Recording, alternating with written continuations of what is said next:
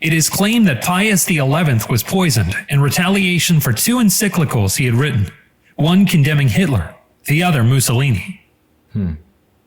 John Paul I. Oh yeah, I want to mention this.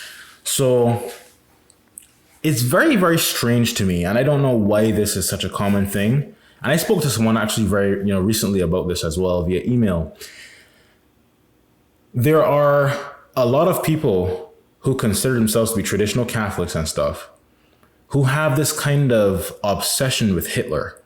Like this obsession with claiming that Hitler was a Catholic and he was a friend of the church and he was actually not as bad as people say and stuff like that is very weird. And I don't know why this is such a common thing. Like I knew when I was a sedevacantist years ago, I knew a sedevacantist who actually has a YouTube channel and is obviously teaching a bunch of heresy and foolishness if he still holds what he held then and if he's still a sedevacantist, right?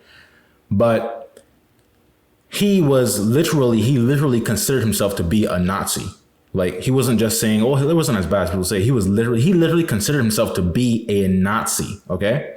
And for me, I'm not like, there's these like liberal left-wing politics where like they call anyone who doesn't agree with liberal radical nonsense a Nazi. Like I don't get as offended as some people would by these kinds of things. Okay. Like for me, if you're a Nazi or you're a heretic is really the same to me. You're both godless. You know what I mean? Like, so I don't despise the Nazi more than I despise the Protestant. Like to me, they're all just godless. You understand? I just see them all as godless. So the person being a Nazi wasn't like a special, oh, how could you be a Nazi? It wasn't like that. Cause I could say the same thing about a Protestant. How could you be a Protestant? You understand? Cause it's all still blasphemy and heresy and stuff. But as far as this person considered himself to be a Nazi, they were so obsessed with this Hitler thing. And I talked to them about how Hitler at first had an agreement with the church called the Reich Concordat, okay? Where the Catholic Church and Hitler agreed on certain, things they would work on together or certain protections for Catholics in Germany and that kind of stuff like that, okay? And I think that this was before the whole like Jewish execution stuff really started happening.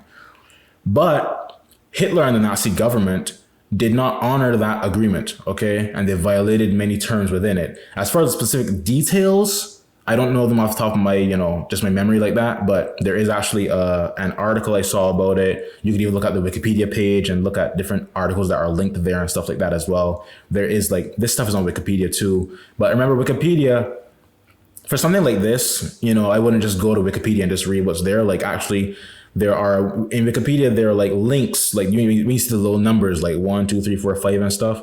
Those are links to like articles and books and stuff like that. So I click those to like, go more in depth if this is something that you are really, really wanting to, know very well and stuff like that. But basically Hitler and the Nazi government did not honor the agreement they had with the church. Okay.